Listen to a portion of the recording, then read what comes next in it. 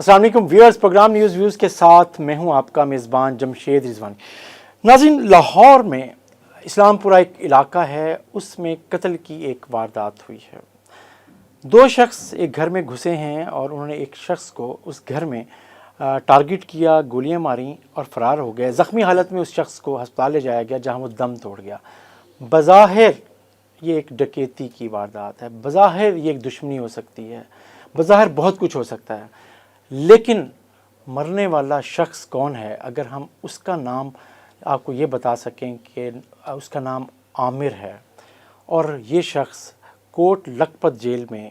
قتل کے ایک الزام میں سزا بھگت کے حال ہی میں رہا ہوا تھا، اور اس کی سزا کیوں ہوئی تھی؟ کیونکہ اسی جیل میں بھارتی جاسوس سربجیت سنگھ کو اپریل 2013 میں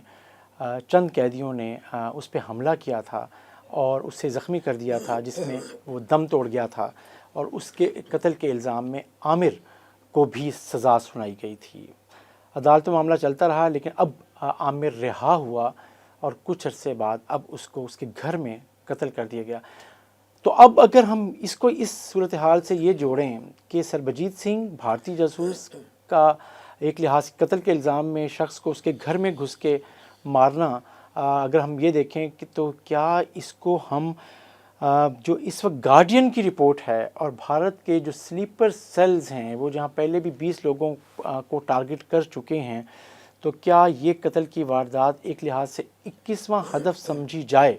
اور یہ ان کا 21واں ٹارگٹ سمجھا جائے؟ یہ اہم بات ہے، اسی پہ بات کریں گے۔ ہمارے ساتھ موجود ہیں خالد بیگ صاحب جو سینئر تجزیہ کار ہیں۔ السلام علیکم خالد صاحب۔ جی خالد صاحب، ایک قتل کی واردات، عامر تانبا عرف تانبا کچھ عرصہ ہی جیل سے پہلے رہا ہوتا ہے، اور ظاہر سربجیت سنگھ جو بھارتی جاسوس ہے اسے لاہور اور فیصل آباد میں بم دھماکوں کے الزام میں جو لوگ مارے گئے تھے ان میں سزا ہوئی تھی، اور جیل میں تھا، اور جیل میں اس پہ اٹیک ہوتا ہے اور وہ مارا جاتا ہے، اور اس میں ایک ملزم عامر ہیں اور وہ اب رہا ہوئے ہیں، تو اس کو اس کے گھر میں ٹارگٹ کیا گیا۔ تو آپ سمجھتے ہیں دا گارڈین کی رپورٹ کے ساتھ کیا ہم اس کو جوڑ سکتے ہیں؟ دیکھیے، پہلی بات تو یہ ہے کہ یہ جاسوس نہیں تھا، یہ دہشت گرد تھا۔ اس کی وجہ یہ ہے کہ اس نے پاکستان کی عدالتوں میں خود تسلیم کیا کہ ہاں وہ اپنا ٹائم بم اور اس طرح کے وارداتوں میں یا پاکستان میں دہشت گردی میں ملوث رہا ہے۔ اور دوسری حیران کن بات یہ ہے کہ اس کے علاوہ بھی کچھ دہشت گرد تھے، انڈیا کے سرکاری دہشت گرد تھے، جو کہ باقاعدہ ہم پاکستان کے مشرقی سرحد سے پاکستان میں داخل ہوئے اور یہاں پاکستان کے بہت سارے علاقوں میں دہشت گردی کی وارداتوں میں پکڑے گئے۔ ان میں سے کچھ کو 2008 کے بعد پاکستان کی حکومت نے، جس وقت وہ بمبئی والا ان کا فاسٹ فلیگ ایک ڈرامہ جو تھا وہ بڑا طویل ایک چلتا رہا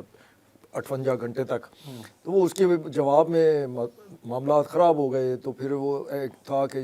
گڈ جیسچر کے طور پہ ان کے کچھ قیدی رہا کر دیے جائیں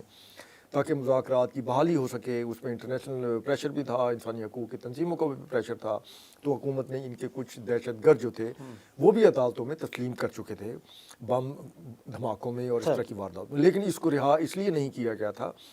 کہ اس کی یہ خود نہیں تسلیم انہوں نے بھی کیا تھا، لیکن یہ اس لیے تھا کہ یہ 2 جگہ پہ بم دھماکوں میں ملوث پایا گیا تھا، دونوں کو تسلیم کیا، اور ابھی اس کا فیصلہ نہیں ہوا تھا۔ اس دوران جیل کے اندر اس نے جو قیدیوں کے ساتھ جھگڑا ہوا، اس کی 2 وجوہات بنی تھی۔ ایک تو یہ کہ یہ جیل کے اندر بھی پاکستان کے خلاف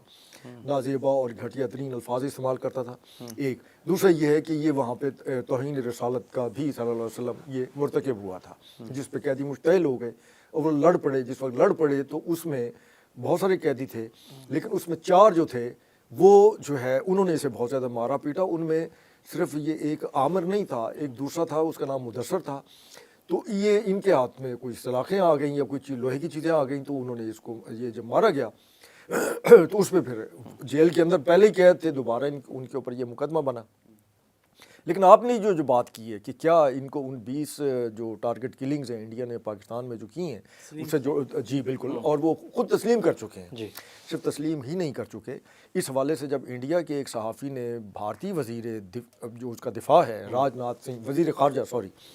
اس سے جب بات کی تو انہوں نے کہا ہاں جی ہم نے یہ کی ہے، اور ہم آئندہ بھی جو ہے وہ پاکستان کے اندر گھس کے ماریں گے، اور فلاں فلاں اس نے دھمکی امیز جو لب و لہجہ استعمال کیا، جس کے جواب میں پاکستان کے وزیر خارجہ نے بھی بڑا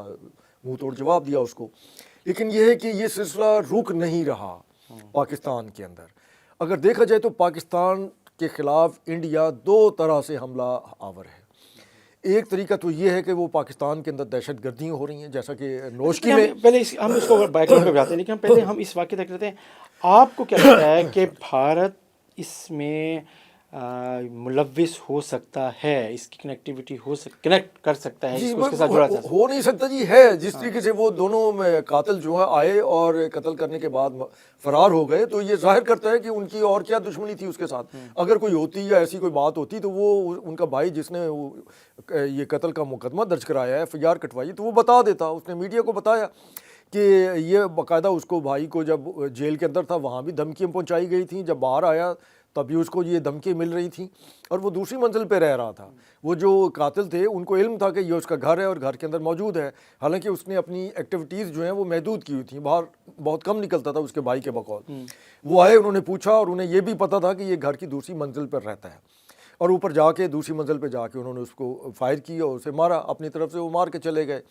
اس لیے مار کے چلے گئے کہ وہ ایک پیشہ ور جیسے قاتل ہوتے ہیں، انہیں پتہ ہوتا ہے کہ ہم نے گولی ضائع نہیں کرنی. تو یہ اس میں تو کوئی شک و شبے والی بات ہی نہیں ہے کہ اس میں انڈیا ملوث ہے. لیکن ہم چونکہ انڈیا کا نام لیتے ہوئے ویسے ہی شرم محسوس کرتے ہیں. کسی کو انڈیا کی فلمیں بہت پسند ہیں، کسی کو گانے بہت پسند ہیں، کسی کو انڈیا کی جمہوریت بہت پسند ہے، حالانکہ یہ سب ناب نہاد ہے جو کچھ وہاں پہ ہو رہا ہے. پھر کسی کو وہاں کی اکانومی بہت پسند ہے کہ جناب وہ چاند پہ چڑھ گیا اور ہم پتہ نہیں کیا ہو گیا، زمین پہ لیٹ گئے ہیں. یہ ہمارے اپنے لوگ اس طرح کی بات اڑاتے ہیں. لیکن یہ ہے کہ ہمیں جو حقیقت ہے اس کو تسلیم کرنا چاہیے. پاکستان کا اصلی دشمن ہے بھارت،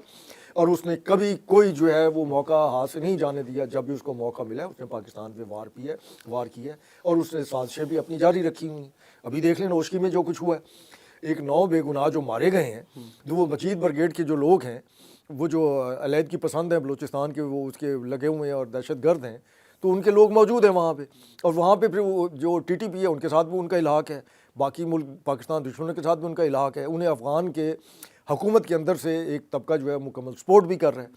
تو یہ تو کوئی ڈھکی چھپی بات نہیں ہے. لیکن یہ کہ اس میں کیا یہ سارا کام جو ہے وہ صرف حکومت کے کرنے کا ہے، یہ سارا کام جو ہے وہ کیا صرف سیکیورٹی اداروں کا ہے، کیا فوج کا ہے، کیا ISI کا ہے، یا MI کا ہے، یا IB کا ہے؟ نہیں، ایسا نہیں ہے. اس میں ہر ایک کو اپنی ذمہ داری جو ہے وہ پوری کرنی ہے. اور اس کا طریقہ کار یہ ہے کہ ہمیں پاکستان کے داخلی مسائل میں الجھاؤ کم سے کم کرنا چاہیے، سیاسی تناؤ کم سے کم کرنا چاہیے، اور کوشش یہ کرنی چاہیے کہ پاکستان کو کس طریقے سے آگے لے کر جانا ہے. اور اس کا واحد طریقہ یہ ہے کہ ہماری جتنی سیاسی جماعتیں ہیں وہ بھی سر جوڑ کے بیٹھیں، سیاسی اختلاف اپنی جگہ، ان کو کچھ عرصہ کے لیے پس پش ڈالیں اور ملک کی سلامتی کی فکر کریں، اور یہ جو دہشت گردی کی لہر آئی ہوئی ہے اس کا تدارک کریں. اچھا، یہ جو آپ سمجھتے ہیں دہشت گردی کی لہر ہے، کئی چیزیں شامل ہیں، ان میں سے ایک جس واقعے پہ ہم بات کر رہے ہیں، آپ سمجھتے ہیں کہ ابھی آپ نے نوشکی کا بھی حوالہ دیا، چیزیں کی تو پاکستان کو ایک چومکھی لڑنی پڑ رہی ہے، اس چومکھی میں عوام کی سپورٹ کی بھی ضرورت ہے، کیونکہ اس میں کہیں نہ کہیں ڈائریکٹ اور انڈائریکٹ عوام بھی اس کا شکار ہو رہے ہیں، چاہے وہ اس کی وجہ سے جس معاشی دباؤ کا وہ شکار ہیں، انریسٹ کی وجہ سے، اور سرمایہ کاری نہیں آ رہی ہے، ڈیولپمنٹ نہیں ہو رہی ہے، اس سارے اس کی وجہ سے. تو سب کا جو آپ کردار کی بات کریں وہ تو ہے. لیکن اگر ہم اسپیسیفک کر سکتے ہیں، جب بھی ہم بات کر رہے تھے کہ اگر ہم دیکھیں جے پور کی جیل میں بھی ایک پاکستانی کو اس واقعے کے کچھ عرصے بعد 4 قیدیوں نے قتل کیا تھا، اور جس کے اس کو پتھر مار کے، اور جے پور کی جیل میں تھا، اور جے پور راجستھان میں جے پور کی جیل میں تھا. ٹھیک ہے جی. اور اس کو انہوں نے مارا تھا، اور وہ 8 سال سے وہاں جیل میں بے گناہ تھا اور قید کی سزا بھگت رہا تھا، اور وہ غلطی سے سرحد پار کر گیا تھا. اس کو پکڑ لیا، انہوں نے جیل میں ڈال دیا. ان کو اندازہ بھی تھا کہ یہ بے گناہ ہے، لیکن وہ انڈیا پاکستان یا کسی پاکستانی پر ذرا بھی ترس نہیں کھاتا، چاہے وہ یہاں کے کاروباری لوگ ہوں یا یہاں کے کچھ اور حضرات ہوں. جب وہ وہاں جاتے ہیں تو ان کے ساتھ جو کچھ ہوتا ہے وہ میڈیا میں بھی آتا رہا ہے. ہمارے ہاں بڑا ایک زمانے میں زور شور تھا کہ وفود آتے جاتے رہے، امن کی آشا کا بھی ایک بڑا ڈھونگ رچایا گیا تھا. انڈیا جو ہے اس نے بڑی کوشش کی تھی کہ ایک طرف وہ پاکستان کے مغرب کی طرف سے، افغانستان کی طرف سے دہشت گردی کا طوفان برپا کیا ہوا تھا، اور دوسری طرف وفود کے تبادلے ہو رہے تھے. تو یہ ایک فراڈ ہے نا سارا. لیکن ہمیں سمجھنا چاہیے نا، ہمیں دیکھنا چاہیے کہ انڈیا سے کوئی آ جاتا ہے تو ہم مہمانداری اور اپنی شوشا کے لیے اس کو سر پہ بٹھا لیتے ہیں، اور پاکستان سے جب کوئی وہاں چلا جائے تو اس کو جوتے پڑتے ہیں. ہمارے بہت سارے کاروباری حضرات جو ایکسپو کے لیے وفود کے تبادلے میں وہاں انڈیا گئے، ان کو وہاں مارا پیٹا گیا، ان کا سامان جلایا گیا، ان چھین لیا گیا، یہ بھی ریکارڈ پر ہے چیزیں. لیکن چونکہ ہم وہی انڈیا کے رومانس میں مبتلا ہے ہمارا بہت سارے طبقے جو ہیں، لہٰذا وہ یہ چیزیں میڈیا میں بھی نہیں آتی، حالانکہ آنی چاہیے، پاکستانی عوام کو بھی پتہ چلے. پھر ایک اور چیز ہے سوری معذرت چاہتا ہوں، یہ ابھی پچھلے دنوں ایک باول نگر میں جو یہ صورتحال بنی ہے، مطلب ایک ہمارے ہی جو قومی ادارے ہیں اور نچلی سطح پہ اگر کوئی ایک جھگڑا ہو بھی گیا ہے تو دیکھ لیجئے ابھی تک سوشل میڈیا پر ایک تماشا بنا ہوا ہے. مطلب ہے ہمارے اندر کا وہ ایک جو فیکٹر ہے تماش بینی کا،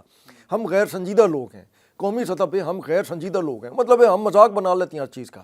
یہ بھی نہیں دیکھتے کہ اس کی وجہ سے جو مذاق بن رہا ہے اس کی وجہ سے ہماری عالمی سطح پر کس طریقے سے سبکی ہو رہی ہے. اور یہی اگر آپ پولیس اور فوج اور ان کا دیکھیں، بہت سارے واقعات ہیں. اگر آپ کو یاد ہو 2016 میں پولیس کی جو اکیڈمی تھی، دہشت گردوں نے اس پہ حملہ کر دیا تھا. اس وقت کیا ہوا؟ وہاں اس وقت 50 کیڈٹ جو ہیں وہ یرغمال بنائے گئے تھے، بہت سارے شہید کیے جا چکے تھے. تو یہی ایس ایس جی کے ہی کمانڈوز تھے نا، ایک کیپٹن تھا، میں نام اب بھول گیا ہوں، اس نے اپنی جان پر کھیل کر وہاں دہشت گردوں کو مارا تھا، خود شہید ہو گیا، لیکن اس نے ان 50 کیڈٹوں کو بچا لیا تھا. تو اس لیے نہیں کہ بھئی یہ کوئی اس نے اپنی طرف سے اس نے فریضہ یہ پاکستانی کی مدد کی تھی نا، پاکستان کے ادارے کے لوگوں کی مدد کی تھی. تو اس صورتحال میں یہ چیزیں مد نظر رکھنے کی بجائے ہمارے لوگ اگر وہ سوشل میڈیا پر اس کا مذاق اڑائیں گے اور اس میں میمز بنائیں گے اور اس میں کوشش کریں گے کہ کسی نہ کسی طریقے سے جو فوج کے مخالف عناصر ہیں وہ فوج کا مذاق اڑائیں، جو پولیس سے ناراض ہیں وہ پولیس کا مذاق اڑائیں، تو یہ جو طریقہ ہے، یہ جو وتیرہ ہے، یہ ٹھیک نہیں ہے. ابھی اسی صورتحال میں ہی انڈیا سے ایک ویڈیو آئی این ڈی ٹی وی کی،